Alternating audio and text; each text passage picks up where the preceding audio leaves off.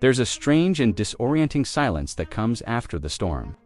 When you've lived in the chaos of a toxic relationship, your nervous system learns to operate in a constant state of high alert.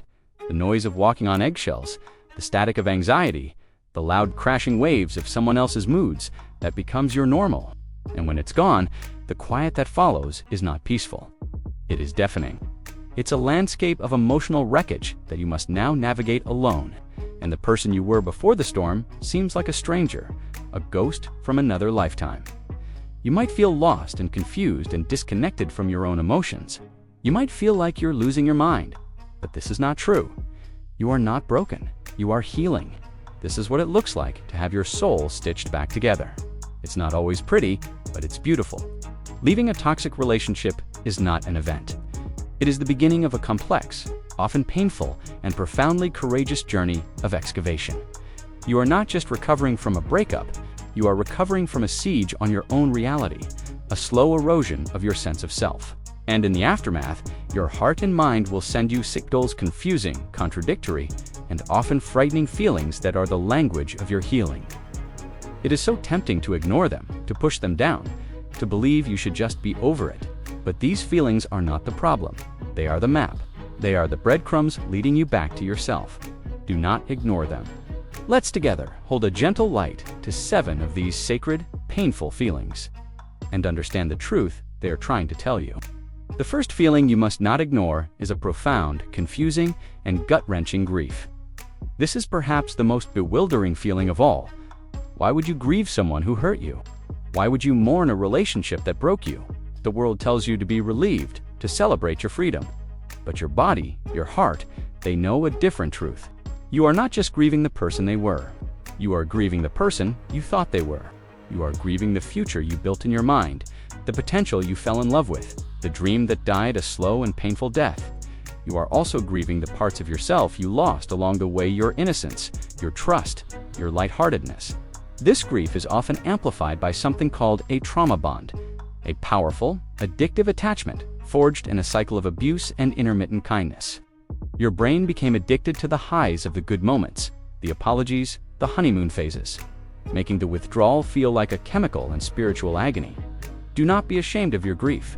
It does not mean you made a mistake by leaving. It means your capacity to love and to hope is immense. Your grief is the measure of your heart's depth. Honor it. Let it move through you. It is the first holy step of cleansing the wound. The second feeling is a disorienting, brain-scrambling confusion, often wrapped in a thick blanket of self-doubt. You may find yourself replaying conversations, questioning your own memories, wondering, was it really that bad? Did I overreact? Maybe I was the problem. This is not a sign of weakness. It is the residue of psychological warfare. In a toxic relationship, your reality is often systematically dismantled through tactics like gaslighting. You were taught not to trust your own perceptions. Your feelings were invalidated, your experiences denied.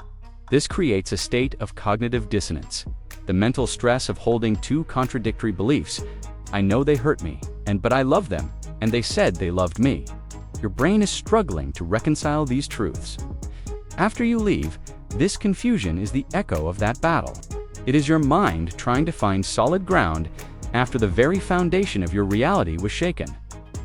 Be patient with this process. The fog will clear. Your truth will re-emerge, not because you force it, but because you gently create a space for your own perceptions to be valid once more. The third feeling you must not ignore is a deep, pervasive, and often frightening numbness. You expect to feel rage, to feel sadness, but instead, there is nothing. A void, a feeling of being disconnected from your own emotions, as if you're watching your life from behind a pane of glass. This numbness is a brilliant survival mechanism. During the relationship, feeling the full extent of your pain would have been too overwhelming to bear. So your nervous system, like a circuit breaker in an electrical storm, flipped a switch. It turned down the volume on everything: the pain, the fear, and as a consequence, the joy and the love as well. This emotional blunting or dissociation protected you. Now, in the aftermath, that system may still be active. The numbness is a sign that your body is still in a state of shock, still bracing for an impact that has already passed. Do not try to force feeling. Instead, See this numbness as a protective shield and gently, slowly, begin to signal safety to your body. Walk in nature, listen to music, feel the texture of a soft blanket. These small sensory acts are whispers to your nervous system, telling it the storm is over. It is safe to come back into your body. It is safe to feel again. This leads directly to the fourth feeling, a state of constant, exhausting hypervigilance. You might jump at loud noises. You might find yourself constantly scanning people's faces for the slightest sign of disapproval or a shift in mood. You might feel a baseline of anxiety that hums beneath the surface of everything you do. This is because the relationship taught your nervous system that the world is an unsafe place, that danger can erupt at any moment without warning. Your body is still living in that reality. It is still on guard duty, protecting you from a threat that is no longer there. This is why you may find it incredibly difficult to trust new people. Your internal alarm system is exquisitely sensitive, and it will often sound a false alarm at the first sign of anything that remotely resembles the past. This isn't paranoia, it is a trauma response. The path forward is not to ignore the alarm, but to thank it for its service and gently show it, through safe and steady experiences, that it doesn't have to work so hard anymore. This is the fifth feeling, a toxic, corrosive shame. A feeling that you are somehow tainted, broken, or foolish for having been in the relationship, for having stayed so long, for having allowed it to happen. Shame will whisper that there is something fundamentally wrong with you. This is, perhaps, the most insidious lie of a toxic relationship. The abuser often projects their own shame onto you, and you learn to carry it as your own. You internalize the criticism and the blame until it becomes your own inner voice. You must understand this with every fiber of your being. The abuse you endured was never, ever a reflection of your worth. It was always a reflection of their brokenness. The shame you're carrying does not belong to you. Your only crime was to be loving, to be hopeful, to be human. Healing from shame involves a radical act of returning the blame to its rightful owner and wrapping yourself in a level of self-compassion you may never have experienced before. The sixth feeling, and one that may surprise you, is a strange and unsettling loss of identity. You may look in the mirror and not recognize the person looking back. You might ask yourself, what do I even like? What are my hobbies? What do I believe in? In a toxic relationship, especially with a narcissistic or highly controlling partner, your identity is often systematically erased. Your personality becomes a performance designed to keep the peace and manage your partner's moods. You shrink your world, you silence your opinions, you abandon your hobbies to accommodate theirs. You become a mirror, a reflection of what they need you to be. After you leave, the silence is deafening because your own voice has been suppressed for so long. This feeling of being lost is a sign that you are finally free to rediscover who you are. It is a terrifying, but also incredibly sacred invitation.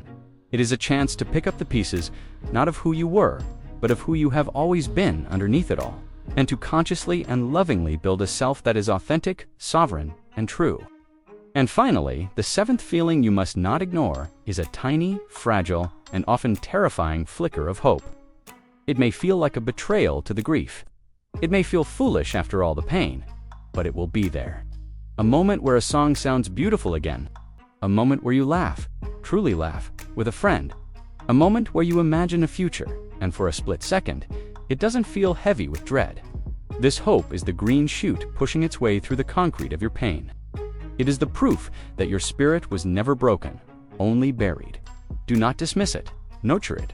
Water it with every small act of self-care, with every boundary you set, with every moment you choose your own peace. This hope is the compass that will guide you out of the wreckage. It is the promise of a dawn you thought might never come. Recovering from a toxic relationship is the journey of coming home to a house that has been ravaged by a storm. You will have to sift through the debris, repair the foundation, and decide what to keep and what to throw away. It is slow, arduous, and holy work. Be patient with yourself. These 7 feelings are not obstacles on your path. They are the path itself. They are your guides, your teachers, your truth. Listen to them with reverence. They are leading you step by painstaking step, out of the silence and back into the vibrant, beautiful music of your own life.